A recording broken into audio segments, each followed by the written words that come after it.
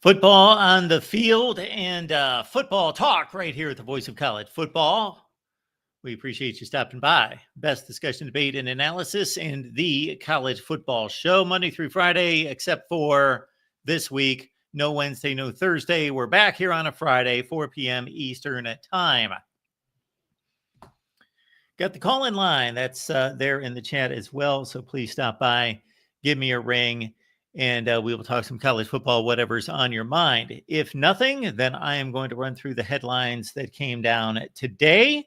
Just finished up our Ohio State Buckeyes live show. Check it out on the Ohio State channel, typically on Wednesday, this week on Friday. So just completed with Steve Hillwagon and Tony Gerdeman and myself talking Buckeyes. Quick read before the season starts. You got 3 weeks. Disputed national champions. The link is in the description section of this video and all the videos here at the Voice of College Football. Please grab the link. Disputed national champions. You won't be disappointed.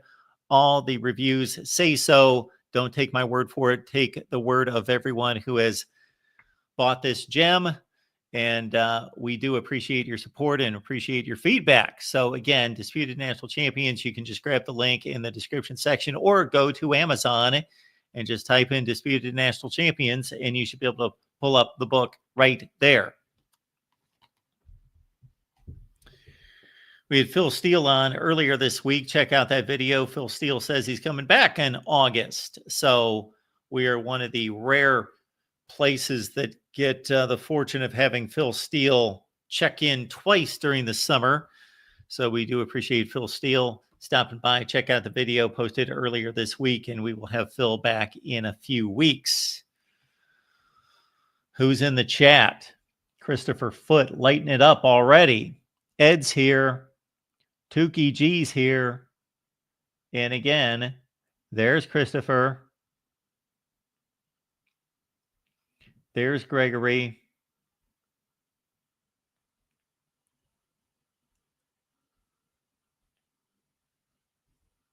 And that's what we've got. Now let's get to the news of the day. And if there's anything I've missed, everyone, let me know. Stanford has hired former Nike CEO John Donahoe as AD. Well, that sounds like a Stanford thing to do. They're in the Silicon Valley, or I know it's not exactly there, but close to. Stanford has hired Nike CEO John Donahoe as the school's new athletic director. 65, will arrive in the collegiate athletic director space with a vast swath of business experience. He's a unicorn candidate. Again, he sounds like it. This sounds like a Stanford hire because both of his business ties and history at the school. Stanford coveted a non-traditional candidate for the role. It's, of course, a new world of college athletics with NIL, the transfer portal, and all the money involved. And NIL certainly far from being regulated, streamlined, organized, structured. They've taken a few steps, yes. He also served as the board chair of PayPal. And if you've used PayPal like me, maybe you would like to have a few words with Mr. Donahoe. No, it's a fine platform, but there have been a few issues in the past with PayPal. Anyway, he also brings strong Stanford ties as a 1986 MBA graduate. Had 2 stints on the Stanford Business School's advisory board. Quote, my North Star for 40 years has been servant leadership, and it's a tremendous honor to be able to come back to serve a university. I love to lead Stanford athletics through a pivotal and tumultuous time in collegiate sports. Stanford has enormous strengths and enormous potential. No doubt about that. The number one question I would love to ask Mr. Donahoe and maybe the administration above him would be Stanford endowment, Stanford athletics. How much crossover do we have here? How many possibilities or avenues, opportunities to take any of that endowment, the academic endowment, and bring it to the athletic side. It may mean a whole lot or it may mean nothing.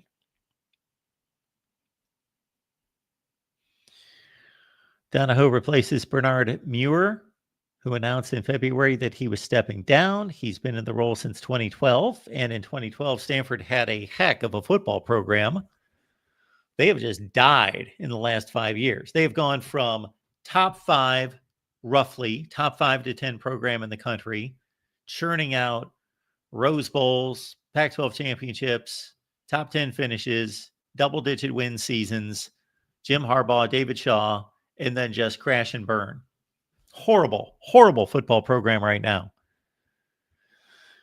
The hire is a head-turning one for Stanford, bringing in someone with Donahoe's high-level business experience, and it comes at a time when the athletic department has struggled in its highest-profile sport 4 consecutive 3-9 seasons. They have not reached the NCAA men's basketball tournament since 2014.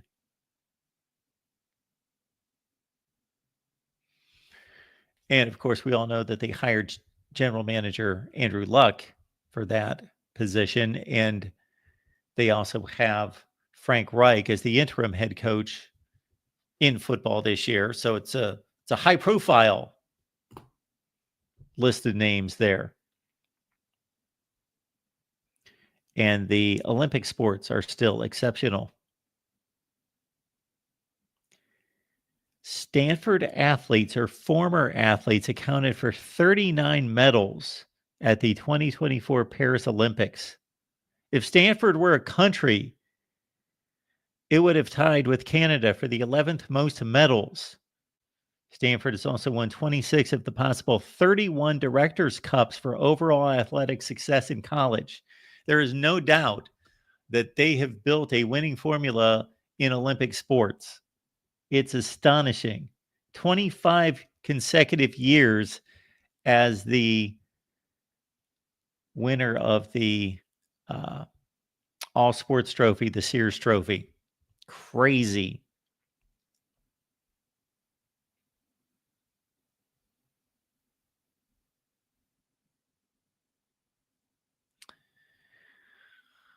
And finished to pick last. Picked to finish last in the ACC this year. Yeah. The Stanford football situation just intrigues me.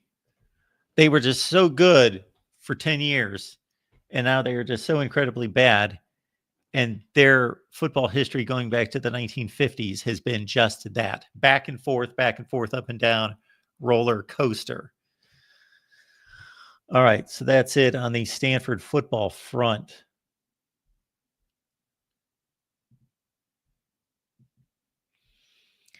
We talked about the Ohio State quarterback situation just a few minutes ago on the Buckeyes Live show.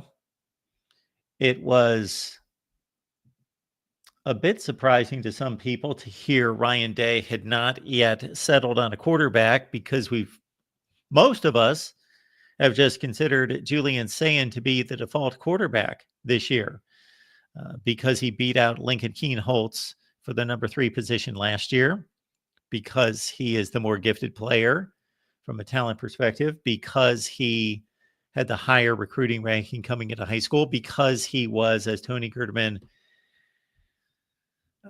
reminded us in the last show, was Nick Saban's choice.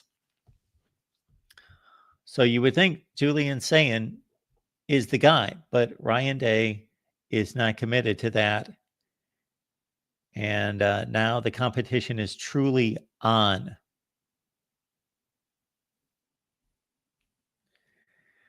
Sayin at 6'1", 203, smaller than Keenholz, 6'3", 215. Sayin threw 12 passes last year. Of course, Keenholz came in from South Dakota. More size, possibly athleticism to the position. It's an interesting assessment there. 2 games last year for Keenholz. Completed 10 of 22, so they both threw 22 passes last year. And, of course, Keenholz did not start the Cotton Bowl against Missouri 2 years ago, but he was ushered into action immediately when Devin Brown was knocked out of the game. And Ohio State scored all of 3 points. They pretty much had their offensive line gone, and Marvin Harrison Jr. and a few skill position players not playing in that game. And then we've got Tavian St. Clair, who, by admission, Ryan Day says is noticeably behind the other guys. So I would not expect Tavian St. Clair to make a serious push.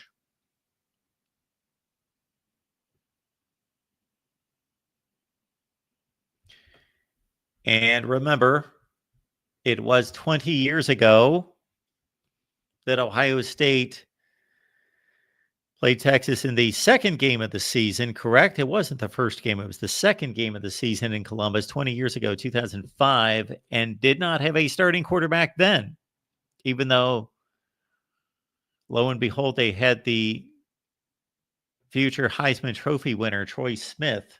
But Justin Swick was the starting quarterback at that point, and they shared time. So will Ryan Day do what Jim Tressel did 20 years ago against Texas and play 2 quarterbacks to figure out, okay, we've seen them on the practice field against one of the best defenses in the country. Do we need to see them when the true bullets are firing and they don't have no contact jackets on, and the guys on the other side are coming after them? That's, of course, what Jim Harbaugh did a few years ago with J.J. McCarthy and Cade McNamara. Even when most of us determined who the better quarterback was, he gave some respect to Cade McNamara to fight for the job during the non-conference schedule. But Michigan was not playing Texas.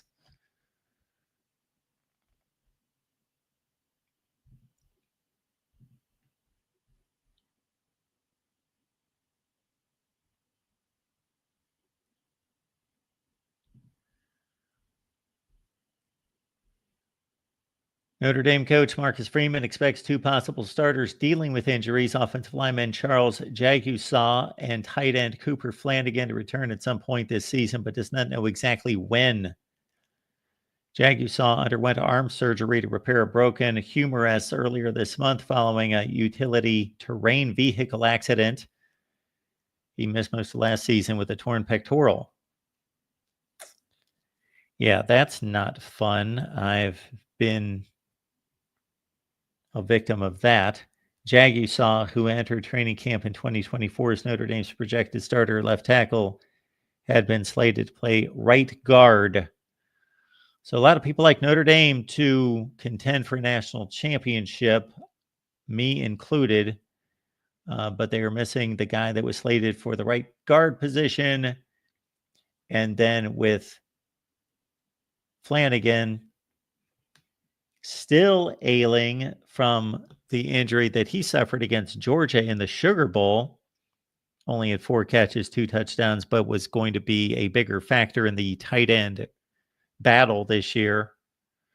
But Notre Dame loaded with tight ends. And of course, CJ Carr and company, they get a bit of a test to open the season at Miami.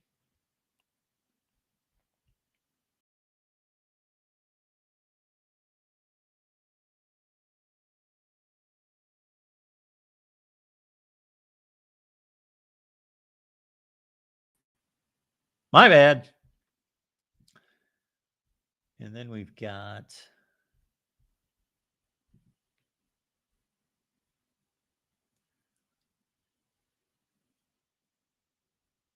Oregon lands a top 25 player in Anthony Jones, a linebacker. And Tennessee has made a big splash as well in recruiting.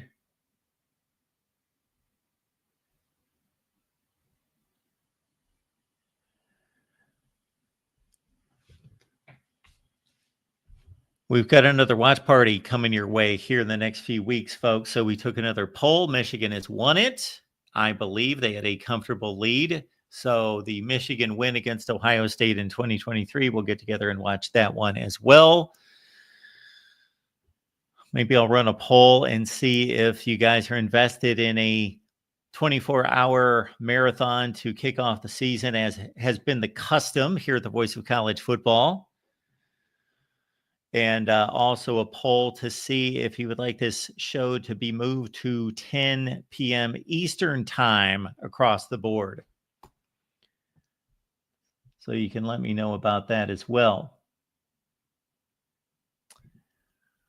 So Mr. Gibson saying something about Tennessee taking the next step, wants to see if that's going to take place this year because the defense needs to play better. Actually, the defense was really, really, really good last year.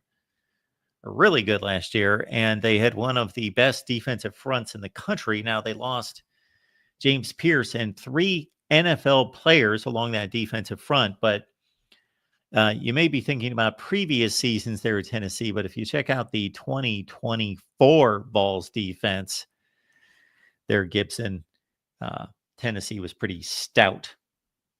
Not many people giving Tennessee much credit or expectation this year because of the loss of Nico Iamaleava, and Joey Aguilar threw 14 interceptions last year, but I would not count out the Vols.